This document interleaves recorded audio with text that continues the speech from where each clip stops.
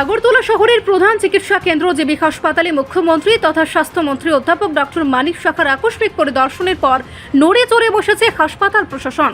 মুখ্যমন্ত্রীর কঠোর নির্দেশনার পর হাসপাতালে অভ্যন্তরীণ চিকিৎসা পরিবেশ এবং রোগী সেবার মান উন্নয়নে দ্রুত সক্রিয় পদক্ষেপ গ্রহণ করা শুরু হয়েছে। হাসপাতাল কর্তৃপক্ষের তরফ থেকে জানানো হয়েছে, স্বাস্থ্য পরিষেবার সার্বিক মান বৃদ্ধি ও হাসপাতালের পরিবেশকে রোগীর অনুকূল করে তুলতে একাধিক সংস্কারমূলক কাজ ইতিমধ্যে হাতে নেওয়া হয়েছে।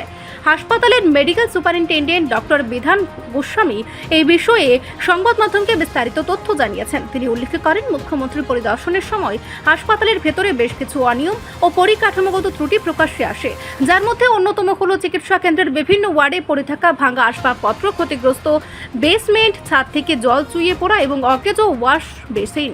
এই সমস্ত সমস্যা রোগীদের জন্য চরম ভোগান্তি তৈরি করেছিল, যা দ্রুত সমাধান করা অত্যন্ত জরুরি হয়ে পড়েছিল। এই পরিস্থিতি মোকাবেলায় পরিদর্শনের পরপরই হাসপাতালের শীর্ষ কর্তারা এক জরুরি বৈঠকে মিলিত হন। মেডিকেল ডিভিশনের executive engineer, sub divisional officer, সরকারি মেডিকেল কলেজের অধ্যক্ষ, উপাধ্যক্ষ সহ বিভিন্ন বিভাগের প্রধানদের উপস্থিতিতে এই গুরুত্বপূর্ণ আলোচনা বৈঠকটি সম্পন্ন হয়। বৈঠকে চিহ্নিত সমস্যাগুলির একটি সুনির্দিষ্ট তালিকা তৈরি করে দ্রুত মেরামতের জন্য সংশ্লিষ্ট পূর্ণ দপ্তরে পাঠানো হয়েছে এবং সেখান থেকে দ্রুত সংস্কারের আশ্বাসও মিলেছে। ডক্টর গোস্বামী আরও জানান, চলমান বর্ষার কারণে কিছু কাজ সাময়িকভাবে ব্যাহত হলেও প্রশাসনিক স্তরে তৎপরতার কোনো খামতি নেই। বিশেষ করে জরুরি স্বাস্থ্য পরিষেবার উন্নত করার দিকে এখন সবচেয়ে বেশি জোর দেওয়া হচ্ছে। এই উদ্যোগের অংশ হিসেবে তিনি একটি বড় সুখবর দিয়ে জানান, নার্সিং অফিসার ও প্রয়োজনীয় কর্মীর ঘাটতির কারণে যে ট্রমা সেন্টারটি এতদিন বন্ধ হয়ে পড়েছিল তা খুব শীঘ্রই পুনরায় চালু করা হচ্ছে। ফলে আগামী দিনে জরুরি ও আশঙ্কাজনক রোগীরা আরও দ্রুত এবং উন্নত মানের চিকিৎসা সুবিধা পাবেন বলে আশা করা যাচ্ছে। আরেকটা বিষয়, গতকালকে রাজ্যের মুখ্যমন্ত্রী জিবি হাসপাতালে পরিদর্শনে গেলেন, বিভিন্ন বিষয় নিয়ে উনি কথা বলেছেন। তো আজকেও দেখলাম আপনারাও সেম বিভিন্ন ওয়ার্ডে পরিদর্শন করেছেন। কোন কোন বিষয়টা আপনি দেখলেন? সবাই দেখেছেন আপনারা, কালকে মাননীয় মুখ্যমন্ত্রী, যিনি আমাদের স্বাস্থ্য দপ্তরের ভারপ্রাপ্ত মন্ত্রীও, উনি এসেছিলেন এবং হঠাৎ করেই উনি এসেছিলেন, বিভিন্ন পরিষেবা খতিয়ে দেখেছেন। তো ওনার কিছু কিছু অবজারভেশন ছিল যে এতগুলো করার পরেও আমরা হসপিটালে কিছু, যেমন চেয়ার টেবিল, এগুলো ঠিক মতো ছিল না, বা সার্ভিস লুক আছে কিন্তু ঠিক মতো। তো আমরা ওইগুলি দেখছি। পিডাব্লিউডির একটা বড় প্রবলেম ছিল, কোনো জায়গায় রং ছিল না, জল লিকিং ছিল, বেসিন কাজ করছে না। তো এগুলি আমরা আবার কালকে স্যার একবার ভিজিট করে যখন মুখ্যমন্ত্রী মহোদয় দেখিয়ে গেছেন, তারপর আমরা আবার এক্সিকিউটিভ ইঞ্জিনিয়ার, পিডাব্লিউডি মেডিকেল ডিভিশনের এবং অন্যান্য এসডিও যারা আছেন ওদেরকে নিয়ে আবার ভিজিট করেছি, সঙ্গে প্রিন্সিপাল, ভাইস প্রিন্সিপাল এবং বিভিন্ন দপ্তরের যারা আমাদের আধিকারিক, deputy medical superintendent, RMO, nursing superintendent, তাছাড়া এইচওডি, সবাই ছিলেন আমাদের সাথে। যেখানে যেখানে সমস্যাগুলি আমরা আইডেন্টিফাই করেছি, এগুলি পিডাব্লিউডিকে আমরা বলেছি অতি সত্বর এগুলি ঠিক করে দিতে, এবং ওরাও আমাদের সাথে সহমত পোষণ করেছেন।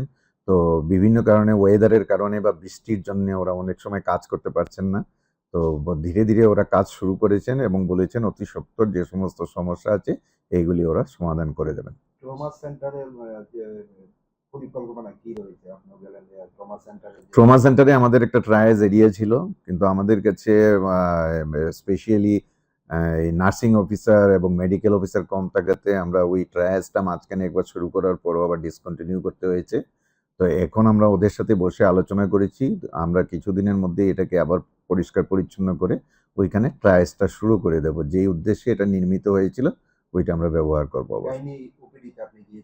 সেখানে মহিলাদের সিরিয়াল নাম্বার দেওয়া নিয়ে আপনি একটা অসন্তুষ্ট প্রকাশ করেছিলেন, সেটা কি ছিল?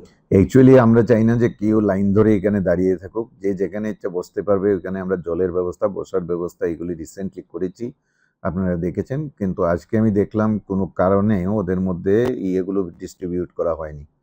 তো আমি আমাদের deputy medical superintendent Bishnu Goswami এবং আরএমও ডক্টর বিকাশ দেববর্মা দুজনকেই ডেকে বলেছি জিনিসটা খতিয়ে দেখতে, এবং সব ধরনের ব্যবস্থা নেওয়া হবে যাতে পেশেন্ট পার্টিকে কোনো ধরনের সমস্যার সম্মুখীন না হতে হয়। আরেকটা বিষয় স্যার, দূর দূরান্ত থেকে তারা চিকিৎসা নিতে আসে, দেখা যায় প্রায় সময় তারা চুরি, টাকাই বলুন বা অন্য মোবাইলেই বলুন, প্রতিনিয়ত চুরি হচ্ছে হাসপাতালে। সেই জায়গাতে পুলিশ কতটুকু ব্যবস্থা রয়েছে, বা সিসি ক্যামেরা থাকা সত্ত্বেও এরকম ঘটনা কি বলবেন স্যার এই বিষয়ে? আমাদের এখানে অনেক জায়গায় এখানেও সিসি ক্যামেরা নেই এবং চোরেরা এই সুযোগটাও গ্রহণ করছে।